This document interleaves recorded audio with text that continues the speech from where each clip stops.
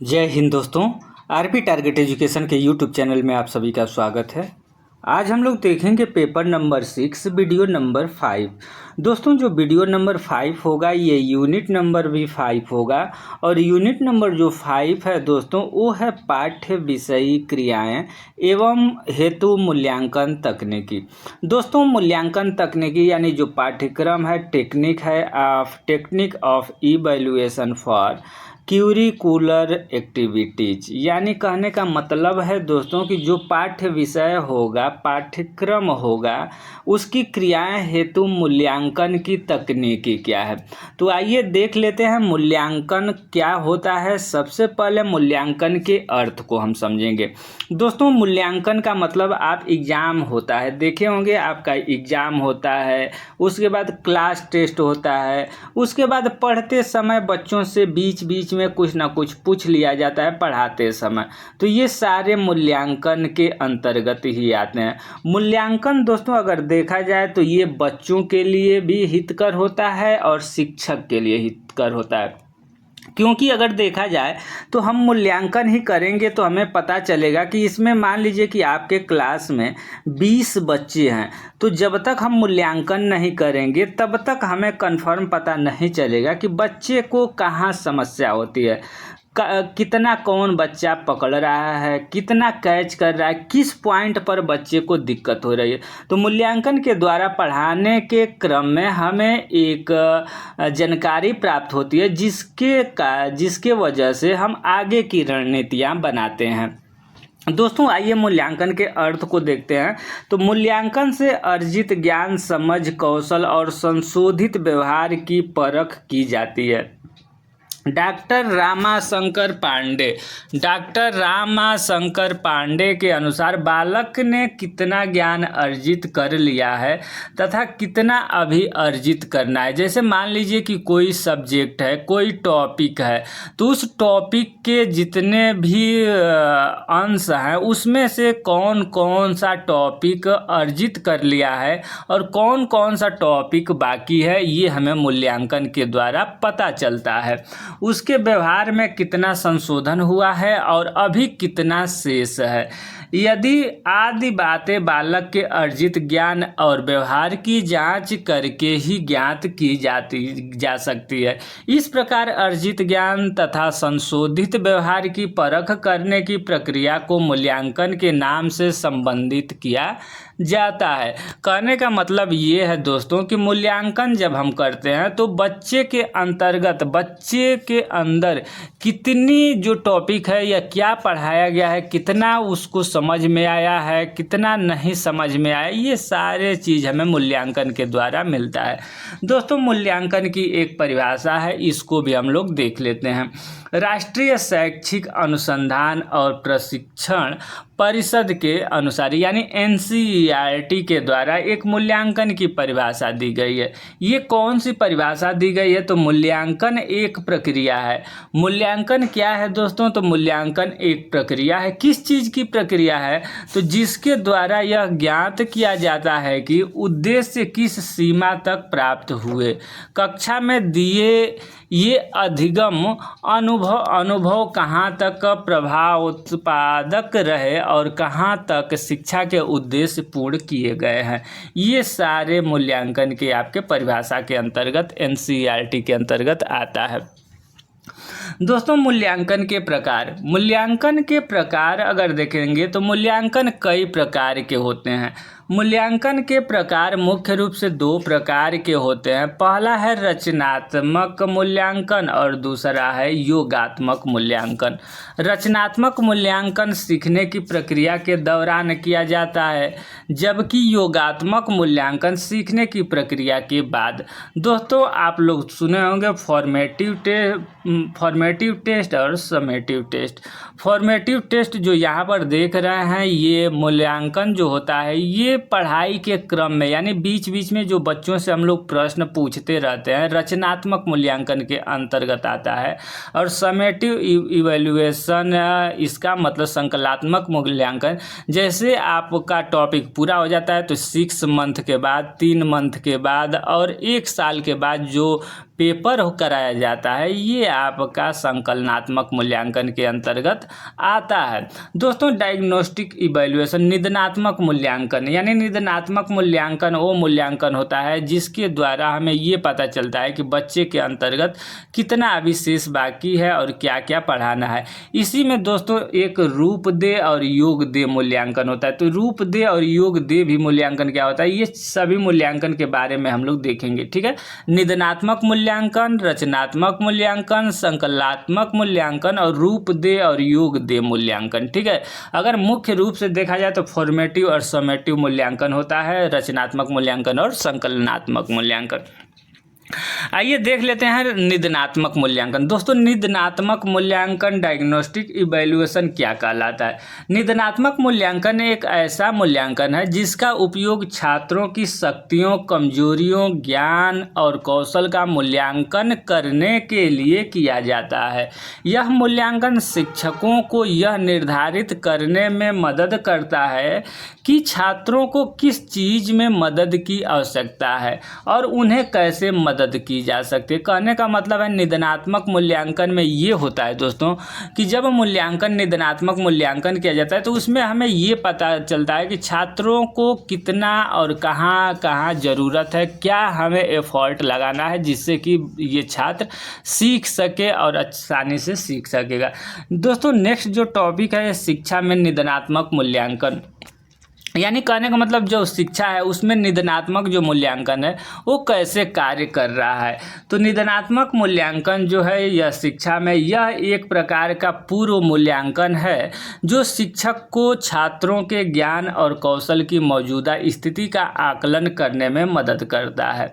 Next है, इसका उद्देश्य सीखने के अंतराल की पहचान करना और समझ में अंतर्दृष्टि प्रदान करना है जिसे भविष्य के निर्देशन में संबोधित किया जा सकता है।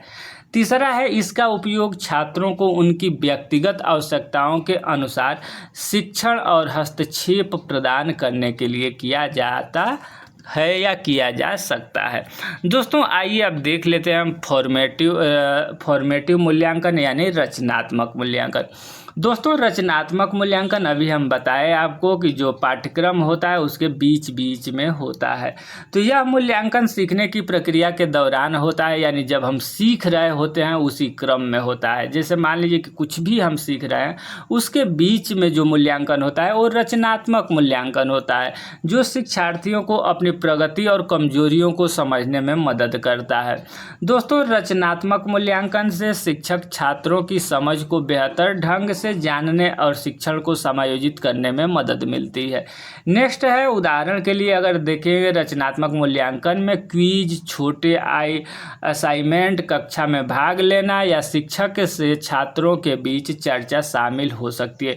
ये सारे रचनात्मक मूल्यांकन के कार्य हो सकते हैं। दोस्तों, अब आ गया समेटिव असेसमेंट यानी योगात्मक मूल्यांकन। योगात्मक मूल्यांकन क्या कहलाता है? दोस्तों, यहाँ पर एक बात हम बताना चाहते हैं कि जो अगर आप डीएड कर रहे हैं तो डीएड कर रहे हैं तो आपको जो भी भारतीय पुनर्वास परिषद से आप कोई भी कोर्स कर रहे हैं तो आपको प्री रजिस्ट्रेशन करवाना है। प्री रजिस्ट्रेशन आपका होना चाहिए। इसमें आपको पासवर्ड मिलता है और आपके मोबाइल से जो है और ईमेल आईडी से खुलता है। तो आपको ये प्री रजिस्ट्रेशन कैसे करना है, आप आरपी टारगेट एजुकेशन यूट्यूब के चैनल पर जाएंगे तो वहाँ पर प्री रजिस्ट्रेशन आरसीआई कैसे होता है ये वीडियो बना हुआ है। इसके बाद दोस्तों एक बात और यहीं पर बता देना चाहते हैं कि जो डीएड एचआई है इसके अंतर्गत हम लोग पेपर नंबर 6 देख रहे हैं। इसके पहले 1, 2, 3, 4, 5 ये सारे सब्जेक्ट के वीडियो बन गए हैं, प्ले लिस्ट बना हुआ है। तो चैनल पर जा करके आप चाहें तो पेपर 1 के, 2 के, 3 के, 4 के, 5 के सभी पेपर के PDF और नोट्स कहने का मतलब वहाँ वीडियो में उपलब्ध है, आपको लाइन बाय लाइन पढ़ाया गया है, तो वहाँ से आप चाहें तो आप अपनी तैयारी अच्छी कर सकते हैं। प्रीवियस ईयर के पेपर भी उसी में है दोस्तों, प्रीवियस ईयर के जो पेपर है ये भी उसमें जो ये पेपर है इसी में प्रीवियस ईयर के पेपर और सिलेबस भी मिल जाएंगे। दोस्तों योगात्मक मूल्यांकन यानी समेटिव मूल्यांकन क्या है, आइए देख लेते हैं। ये समेटिव मूल्यांकन जो दोस्तों है, ये आपको अभी हमने बताया कि जो पेपर होता है पेपर के लास्ट में यानी सीखने के क्रम के बाद में होता है।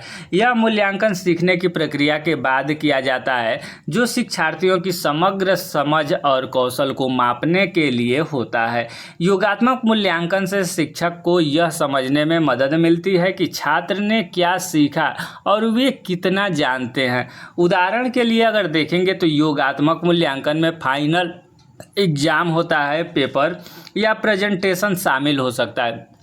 कहने का मतलब है कि बच्चा जब 1 साल पूरा हो जाता है, क्लास 4 में पढ़ रहा है, और 1 साल पूरा करने के बाद जो लास्ट में एग्ज़ाम होता है दोस्तों, जो बच्चे का एग्ज़ाम होता है, उसके बाद रिजल्ट जो निकलता है, तो ये बताता है कि बच्चे ने कितना सीखा, क्या क्या बाकी है और कहाँ इसको कुछ समस्या हो रही, कौन कौन से टॉपिक में, कौन कौन से सब्जेक्ट में दिक्कत हो रही है।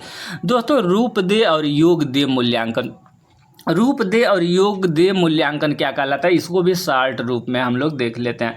रूप दे और योग दे दोनों ही मूल्यांकन की प्रक्रिया के प्रकार हैं, जो शिक्षा और प्रशिक्षण के क्षेत्र में उपयोग किए जाते हैं। रूप दे मूल्यांकन का उद्देश्य छात्रों की सीखने की प्रक्रिया में सुधार करना है, जबकि योग दे मूल्यांकन का उद्देश्य सीखने के परिणामों का आकलन करना है। आप लोग यहाँ पर ध्यान दीजिएगा। रूप दे, जो पहला है रूप दे का मतलब क्या है, तो रूप दे मूल्यांकन का उद्देश्य क्या है दोस्तों, तो छात्रों को सीखने की प्रक्रिया यानी किस प्रक्रिया से सीख रहा है उसका ये मूल्यांकन करता है। लेकिन योग दे है तो मूल्यांकन उद्देश्य सीखने का परिणाम यानी सीखने के बाद उसका परिणाम कैसा आ रहा है, इस पर योगदान देता है। दोस्तों पाठ्यचर्या संबंधी गतिविधियाँ यानी सह पाठ्यचर्या के लिए मूल्यांकन की तकनीकें, यानी जो सह पाठ्यचर्या यानी पाठ्यक्रम के साथ साथ जो भी खेल कूद, ड्राइंग, पेंटिंग, संगीत, गायन इत्यादि जो भी कराया जाता है वो पाठ्यचर्या के साथ साथ चलने वाली वो गतिविधियाँ कहलाती है। तो वही है पाठ्यचर्या संबंधी गतिविधियों सह पाठ्यचर्या के लिए मूल्यांकन तकनीकी। तो ये अभी हम लोग देखें कि सह पाठ्यचर्यागामी नेक्स्ट जो टॉपिक है उसमें आपको यही टॉपिक मिलेगा, ठीक है। तो इसमें है पोर्टफोलियो। छात्र अपनी सह पाठ्यचर्या संबंधी गतिविधियों से संबंधित जो भी कार्य होते हैं, जैसे कि फोटो, प्रमाण पत्र और चिंतनशील निबंध एकत्र करने के लिए पोर्टफोलियो में एकत्र केस स्टडी या परिदृश्य, छात्रों को सह पाठ्यचर्या संबंधी गतिविधियों से संबंधित वास्तविक जीवन की स्थितियों का सामना करना पड़ता है, जो उनके अनुभव का उजागर करता है। साक्षात्कार, दोस्तों साक्षात्कार का मतलब होता है इंटरव्यू। तो छात्रों से उनके सह पाठ्यचर्या संबंधी गतिविधियों के अनुभव के बारे में पूछताछ करने के लिए। फोकस समूह, छात्रों को सह पाठ्यचर्या संबंधी गतिविधियों के बारे में अपने विचारों को साझा करने के लिए। ऑनलाइन सर्वेक्षण, दोस्तों ऑनलाइन सर्वेक्षण का मतलब होता है छात्रों को सह पाठ्यचर्या संबंधी गतिविधियों के बारे में प्रतिक्रिया प्रदान करने के लिए। अवलोकन, सह पाठ्यचर्या संबंधी गतिविधियों में छात्रों के व्यवहार और भागीदारी का अवलोकन करने के लिए।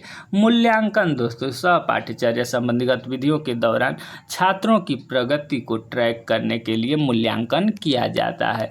ये तकनीकी सह पाठ्यचर्या संबंधी गतिविधियों के माध्यम से छात्रों के सीखने, विकास और प्रगति को मापने में मदद करती है। दोस्तों प्रश्नों के प्रकार, बहुत मोस्ट इंपॉर्टेंट टॉपिक ये आ गया, प्रश्नों के प्रकार यानी प्रश्न कितने प्रकार के होते हैं, ठीक है। प्रश्न कितने प्रकार के होते हैं ये टॉपिक बहुत महत्वपूर्ण है, ध्यान से आप लोग देख लीजिए।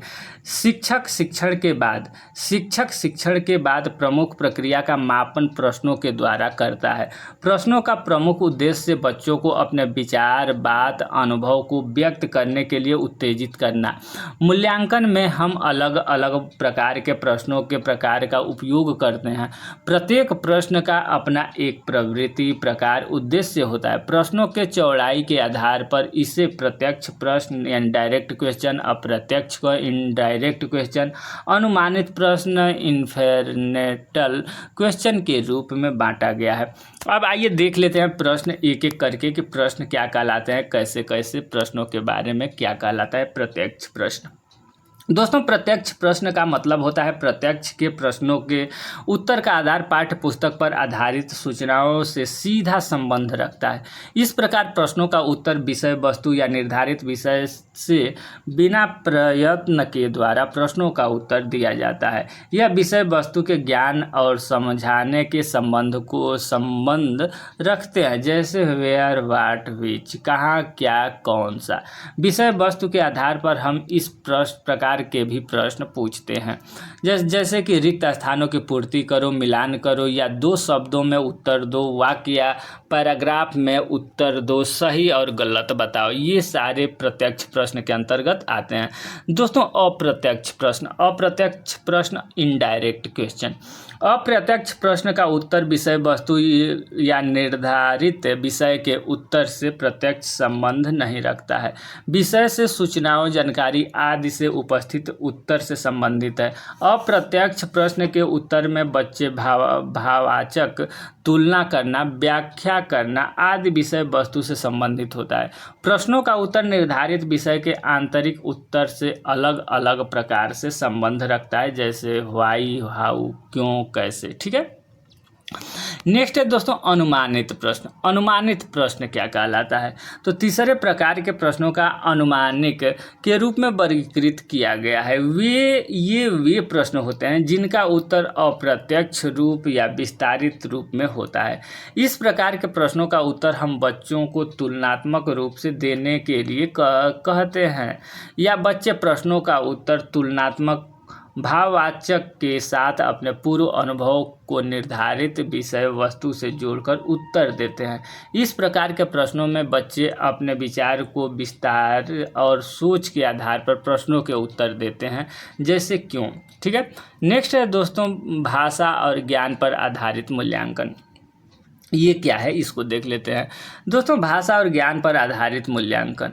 भाषा पर आधारित मूल्यांकन के द्वारा छात्र के अंदर अक्षर विन्यास, शब्दावली तथा वाक्य की बनावट का विकास किया जाता है, जिससे छात्र अपने ज्ञान के आधार पर भाषा पर नियंत्रण एवं ग्रहण कर सकते हैं। छात्र भाषा के व्यवहारिक ज्ञान एवं समझने की शक्ति का विकास सही रूप से हो सके। नेक्स्ट पॉइंट है दोस्तों, अगर देखा जाए तो खुला, इसको देख लेते हैं। ये बहुत मोस्ट इम्पोर्टेंट टॉपिक है। खुला समाप्त एवं बंद समाप्त, यानी ओपन इंडेड और क्लोज इंडेड प्रश्न क्या कहलाते हैं? दोस्तों, खुला समाप्त एवं बंद समाप्त ओपन इंडेड क्वेश्चन क्या कहलाते हैं? देखिए, खुला समाप्त open ended and close ended. Open ended का मतलब खुले प्रश्न क्या कहलाते हैं? जैसे 2 गुणे 2 बराबर क्या होता है? 4 होता है। इसको बच्चा 2 + 2 कर लेगा तो क्या हो जाएगा? 4। यानी एक प्रकार से नहीं, इसका 2 प्रकार या 3 प्रकार 4 प्रकार से इसका उत्तर इसको लिया जा सकता है। तो ये आपके ओपन इंडेड होते हैं। क्लोज इंडेड का मतलब ये हो गया कि अगर 6 गुणे 2 तो 6 गुणे 2 अगर नहीं इसका अगर कर रहे हैं तो ये आपको अलग उस तरीके से नहीं, 6 गुणे 2 बराबर 12 होगा। ठीक है। अब इसको अलग तरीके से नहीं कर पाएंगे, यानी कोई और तरीका नहीं अगर करने के लिए है, कोई प्रश्न है उसको अलग और तरीका से नहीं कर सकते, तो वो आपके क्लोज इंडेड प्रश्न होते हैं। और कोई प्रश्न होता है जिसको अनेक प्रकार से उसका हल निकाल सकते हैं, वो आपके ओपन इंडेड। ओपन का मतलब खुला है, किसी तरीके से आप हल कर सकते हैं, लेकिन क्लोज इंडेड का मतलब उसका एकदम सटीक, बिल्कुल उसके अलावा दूसरा कोई रास्ता ही नहीं है, वो उस तरीके से यही कहलाता है क्लोज इंडेड है ओपन इंडेड।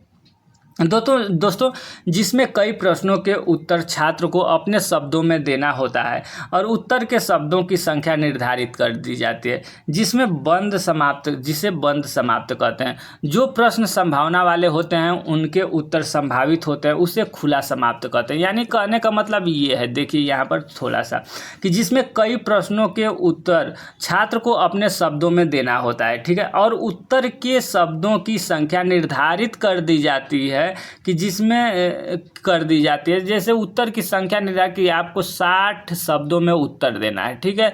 तो इस तरीके का जिससे बंद समाप्त कहते हैं। अगर इस तरीके से है तो ये आपके क्या हो गया, बंद समाप्त, यानी आपको 60 से अधिक नहीं देना है। लेकिन जो प्रश्न संभावना वाले होते हैं उनके उत्तर संभावित होते हैं, उसे खुला समाप्त कहते हैं। यही कहने का मतलब है। बंद समाप्त में निम्नलिखित प्रकार के प्रश्न पूछे जा सकते हैं, ठीक है। बंद समाप्त में जैसे रिक्त स्थान की पूर्ति, रिक्त स्थान की जो पूर्ति है वो दोस्तों, जो रिक्त स्थान की पूर्ति है वो अगर देखा जाए तो ये आपके बंद समाप्त हैं। ये आपको एकदम टाइमिंग दे दिएगा, इसके अलावा अदर आपको कुछ नहीं करना है। 1 या 2 शब्दों में उत्तर दो, सही गलत का चुनाव करो। ये सारे बंद समाप्त प्रश्नों के, यानी इसके देखिए इसमें बिल्कुल बांध करके रखा गया, बिल्कुल बांध दिया गया है आपको कि रिक्त स्थान की पूर्ति, जो रिक्त स्थान दिया गया वहाँ के अलावा दूसरा कुछ आपको करना ही नहीं है। 1 या 2 शब्दों में लिखना है तो 1 या 2 शब्द के अलावा आपको इसमें कुछ करना ही नहीं। सही गलत का निशान लगाना है तो इसमें आपको दूसरा कुछ करना नहीं। लेकिन खुला समाप्त में निम्नलिखित प्रकार के प्रश्न पूछे जा सकते हैं। जैसे कारण स्पष्ट करें, तो कारण स्पष्ट करने का मतलब है कि आपको एकदम फ्री दे दिया गया है कि जैसे मान लीजिए कि बच्चों में सर्वांगीण विकास के कारण को स्पष्ट करें, तो आप अपने मतलब आप अपने अनुसार बच्चों में सर्वांगीण विकास कैसे होगा, आप अपने अनुसार कारण इसका स्पष्ट कर देंगे। अंतर स्पष्ट करें, विस्तृत जानकारी दें। ये सारे जो प्रश्न है खुला समाप्त के लिए, यानी खुला है ये। अब आ जाइए दोस्तों ब्लूप्रिंट। देखिए ये ब्लूप्रिंट से संबंधित एक प्रश्न पूछ रहा है, इसका छोटा सा थोड़ी सी जानकारी हम आपको इस वीडियो के माध्यम से दे रहे हैं कि ब्लूप्रिंट की तैयारी, यानी ब्लूप्रिंट क्या कहलाता है। तो प्रश्नों का एक खाका होता है, उसी को तैयार कर लिया जाता है, उसमें कठिन प्रश्न या जो भी चीज़ रहता है सारी जानकारी उसमें रहती है, उसमें नंबर ऐड करके अपना ही तैयारी किया, तो यही एक ब्लूप्रिंट है। तो ब्लूप्रिंट के अंतर्गत अगर देखेंगे तो प्रश्न पत्र निर्माण के लिए जो खाका तैयार किया जाता है उसे ही ब्लूप्रिंट कहते हैं, उसे ब्लूप्रिंट कहते हैं। इसमें प्रश्नों की संख्या, उसके लिए आवंटित अंक, प्रश्नों के प्रकार, कठिनाई का स्तर, उद्देश्यों के आधार पर प्रश्नों का विभाजन होता है ताकि प्रश्न पत्र की वस्तुनिष्ठता तथा वैधता कायम रहे। कहने का मतलब है कि जो हमारा ब्लूप्रिंट तैयार होगा उसमें ये तय रहता है कि कैसे कैसे प्रश्न उसमें डालेंगे, कितने नंबर के प्रश्न हैं, और ये सारे उसी में तथ्य शामिल रहते हैं, उसे ही ब्लूप्रिंट कहा जाता है।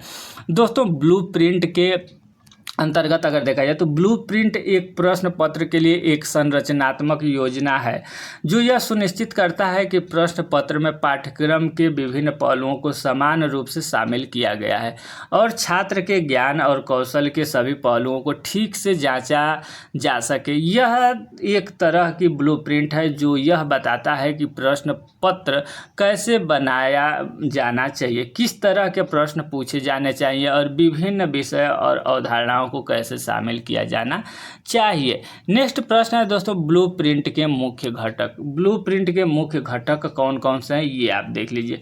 विषय वस्तु, यह ब्लूप्रिंट में प्रत्येक विषय या अध्याय का प्रतिनिधित्व करता है और प्रश्न पत्र में प्रत्येक के लिए आवंटित अंकों की संख्या को दर्शाता है। ठीक है। नेक्स्ट है अभिगम कॉग्निटिव डोमेन्स। यह ब्लूप्रिंट में विभिन्न ज्ञानात्मक स्तरों का प्रतिनिधित्व करता है, जैसे कि याद रखना, समझना, लागू करना, विश्लेषण करना, मूल्यांकन करना और सृजन करना इत्यादि।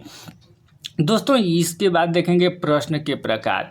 प्रश्न के प्रकार, उसमें जो ब्लूप्रिंट होता है या प्रश्न के कैसे कैसे प्रकार होंगे उसका प्रतिनिधित्व करता है, जैसे वस्तुनिष्ठ, लघु उत्तरीय और दीर्घ उत्तरीय।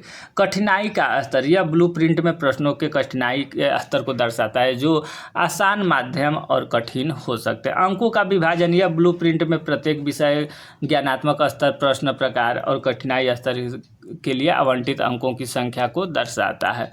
ब्लूप्रिंट बनाने का उद्देश्य। दोस्तों ब्लूप्रिंट आखिर क्या चीज़ है ये तो हम लोग देखें कि एक खाका तैयार किया जाता है, लेकिन इसको बनाने का उद्देश्य क्या है। तो इसको बनाने का उद्देश्य है पाठ्यक्रम का समावेश, यानी पाठ्यक्रम का समावेश सुनिश्चित करें कि प्रश्न पत्र पाठ्यक्रम के सभी पहलुओं को शामिल करता है। उद्देश्यों का आकलन, छात्रों के ज्ञान और कौशल के विभिन्न पहलुओं को ठीक से जांचना। विश्वसनीयता, सुनिश्चित करें कि प्रश्न पत्र विश्वसनीयता है और सभी छात्रों के लिए समान रूप से कठिन है। नेक्स्ट है दोस्तों वैधता। वैसे सुनिश्चित करें कि प्रश्न पत्र पाठ्यक्रम के उद्देश्यों को पूरा करता है। नेक्स्ट है दोस्तों प्रतिक्रिया। जो प्रतिक्रिया है छात्रों को उनके प्रदर्शन पर प्रतिक्रिया प्रदान करता है। नेक्स्ट जो है दोस्तों अगर देखा जाए तो नेक्स्ट जो टॉपिक होगा, ये टॉपिक जो अभी हम लोग कर रहे थे वो समाप्त होता है। जो नेक्स्ट टॉपिक होगा ये यूनिट नंबर 6 होगा, और यूनिट नंबर जो 6 है पाठ्य सहगामी क्रियाएं।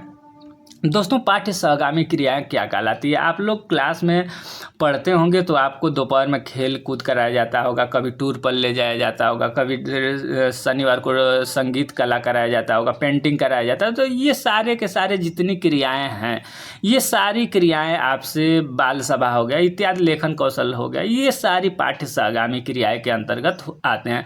तो विस्तृत जानकारी जो होगी पाठ्यक्रम सहगामी क्रियाएं से संबंधित नेक्स्ट वीडियो में यूनिट नंबर 6 और वीडियो नंबर भी आपका 6 होगा, उसी में हम लोग देखेंगे। तो ये जानकारी, ये वीडियो आपको कितनी लाभदायक हो रही है आप ज़रूर कमेंट सेशन में करेंगे, बताएंगे कि ये वीडियो आपको जानकारी दे रही है, ये आपके लिए उपयोगी है या नहीं है, ये कमेंट सेशन में करेंगे। और दोस्तों नए हैं, इस चैनल पर नए हैं तो चैनल को सब्सक्राइब करके बेल आइकन को दबा लेंगे, जिससे कि सारी वीडियो आपको समय से मिल जाए, एग्ज़ाम डेट समय से मिल जाए, इसके बाद RCI में क्या क्या आपको करना होता है, ये सारी जानकारी आपको DED भारतीय पुनर्वास परिषद की सारी जानकारी आपको मिलती रहे। धन्यवाद।